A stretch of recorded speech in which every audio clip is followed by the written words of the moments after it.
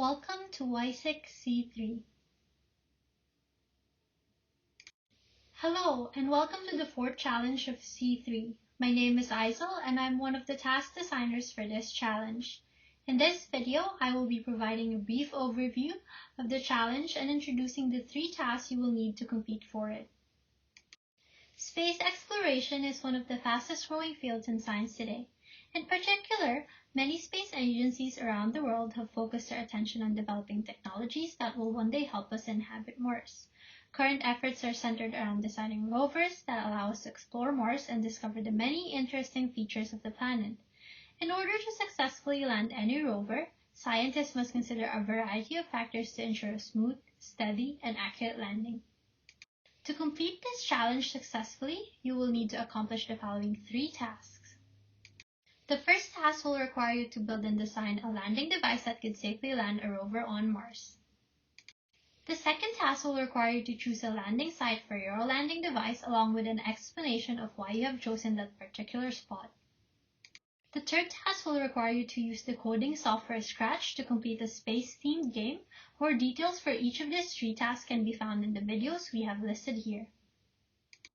Now you may be wondering how to get points. Here I will briefly explain the scoring rubric.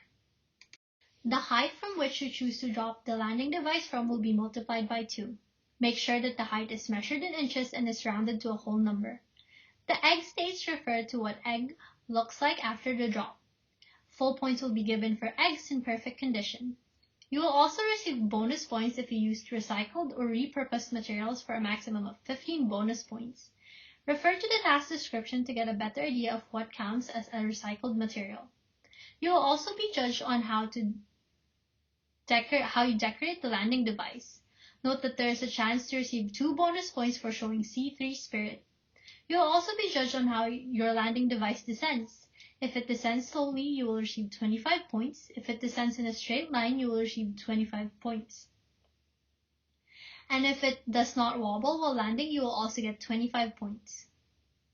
For the next task, we will be looking at your explanation for why you have chosen that particular landing site. Make sure to consider factors such as gravity, elevation, and other factors referred to in the task description. For the last task, we will be awarding points based on the number of steps taken to go from start to finish in the Scratch game. Remember that the less steps you take, the more points you will earn. You will also receive points on including the required programs, which include a variable that keeps track of the number of moves, a program which detects when an alien has been hit, and a program which detects when the yellow ball and the basketball have come into contact with one another. Lastly, you will also be judged on whether you have correctly determined the distance and displacement for both X and Y directions. Make sure to show all your work for full points.